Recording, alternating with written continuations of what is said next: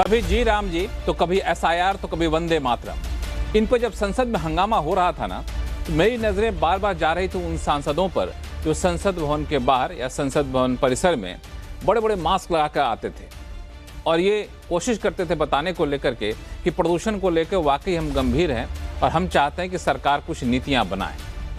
और इस हंगामे के बीच जब ये तय किया गया कि प्रदूषण पर बहस कराई जाएगी संसद में, तो एक बड़ी उम्मीद जगी।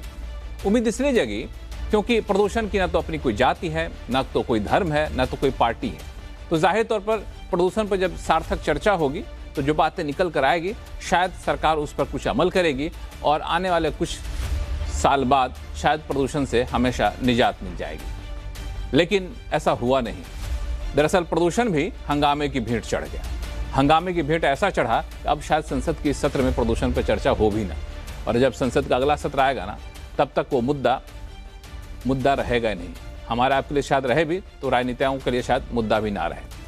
फिर हम ऐसे ही जहरीली हवा में सांस लेने को मजबूर हैं और अगले साल भी जब दिसंबर का महीना आएगा तो ऐसे ही मजबूर रहेंगे। इसका कोई निदान निकलता फिलहाल दिख नहीं रहा है। लेकिन आखिर क्यों?